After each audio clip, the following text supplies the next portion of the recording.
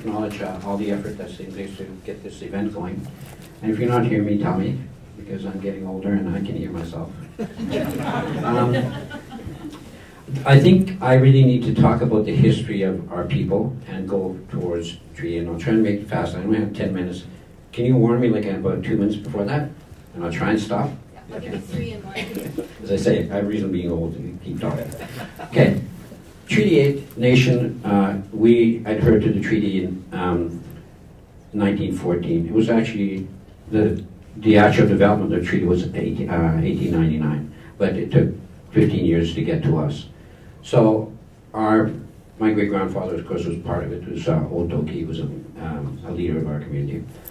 And then my father after that, and I'm an appointed councillor, not an elected councillor. There's a difference. Where to start is really the understanding of our understanding of Treaty 8. Treaty 8 was a peace treaty. We took it on because to gain passage to the gold rush in the Yukon. That's our understanding of it. We didn't surrender any land. And if you look in the website, it'll tell you that. It was a peace treaty. So we see Treaty 8 as our jurisdiction that we share with our people, with the people that we meet the agreement with. Our treaty is entrenched in the Constitution of Canada under Section 35. Our rights are the rights to hunt, fish, and trap, and not to change our lifestyle in any way. We can carry that on through. And on the treaty it says, however long the sun shines, the grass grows, and the water flows. Okay, let's go from there. W.C. Bennett Dam came into my life when I was about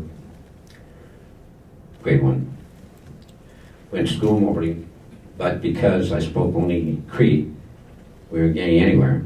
My mother decided to move to Chetwynd and get better education. My father didn't want to go, he wanted to be a trapper and hunter. My mom said, they can do both. You're coming, if not, I'm leaving you. And he came along.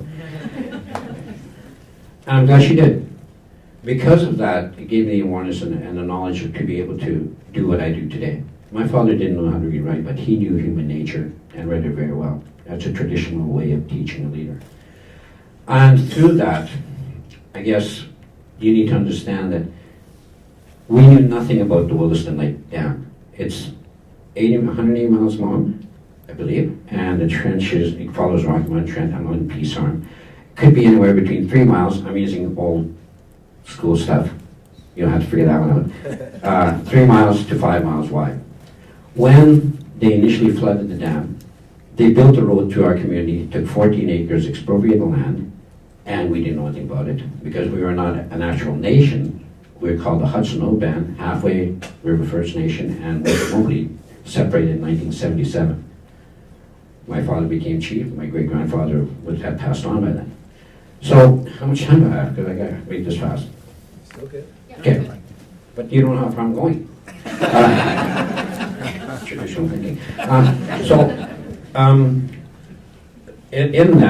In my lifetime, as I went to school in Chetwynd, I lost probably 30 to 40% of my friends because of that transient route and the development.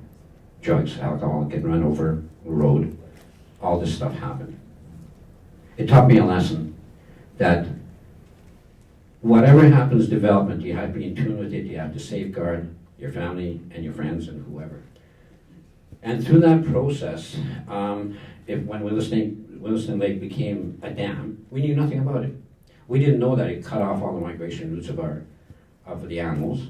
We have no goat or sheep, and we're now getting our caribou back in our territory, which was what our people hunted and part of our economic gain through guiding.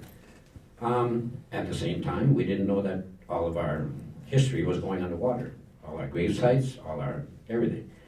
Now, they didn't clear cut back then. They just dammed it, flooded it, and let water take over.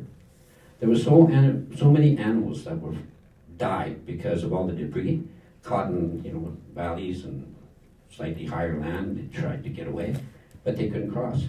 There were hundreds, literally hundreds of animals being, if not thousands, taken out there for, 2 seasons, 3 seasons, 4 seasons, we don't know. I just know that there was a lot. That in itself is genocide. The community, in Geneva was called that time, they were flooded not knowing that there was a dam being built. There's stories that coffins actually came out of the ground while the flooding was happening. This is the devastation, only in summary, that I can give you. It affected my life because it changed everything. It changed everything in terms of how I see energy.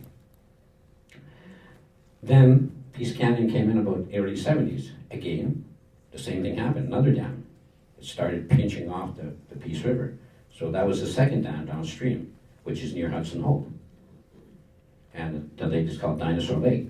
That in itself, they cleared it, but at the same time, now the migration routes, all of our history is still underwater. More so. Site C came in 1981, which I was involved in. Something happened to my throat. And I was a band manager for my nation. My father called me in, told me to quit rock and rolling. I played in band, still do. And he said, "You're not going to get anywhere. Yeah, maybe come work for me. That's your future." And so I did. And my first lesson was Site C. And we defeated because they didn't have any, there was no need for power. Again in 1994, no need for power. Today, there is no need for that power. Absolutely, none. There's no demand, flat line when it comes to demand of power. It's going to affect you, and I'll tell you how. You got to warn me because I got my shoes pointed. How much time do I have? 10 minutes? What? Okay. Ask me questions. So, Site C makes no sense because we already have what happened. Surplus of power right now. Just don't put it too close to your mouth. No, okay. Yeah. Yeah, rock and roll this way. Can I have 2 more minutes, please? Okay. Because Site C is an infringement on our treaty rights. We're protected. Once that's flooded, 84 kilometers of it, in the whole valley, it is the last of the river that exists in BC. And it is like the Fraser Valley. Imagine Fraser Valley being flooded and the landowners and First Nations being moved out of there. Think about it. Would you let it happen? That's exactly what's happened there. 30 landowners are being expropriated by the end of May. 3 generations of people that we interact with won't be there anymore. Their history, their land, gone. Our rights and infringement of our rights are on that land. It is the most prime land. It will feed 1 million people on produce. It has abundance of safe areas for habitat, waterfowl, moose, deer, whatever. Oh, I wish I had more time.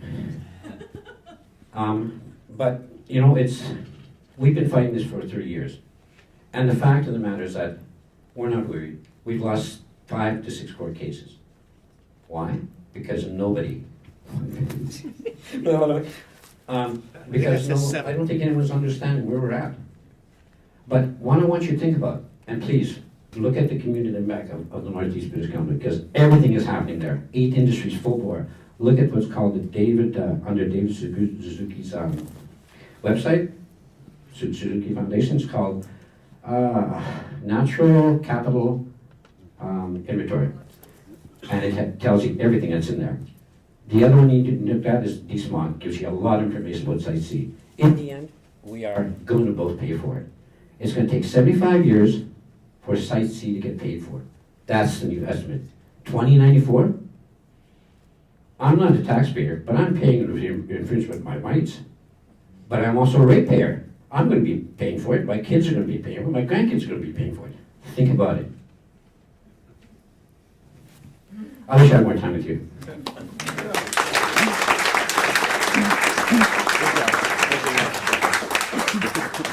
you, Councilor Doty.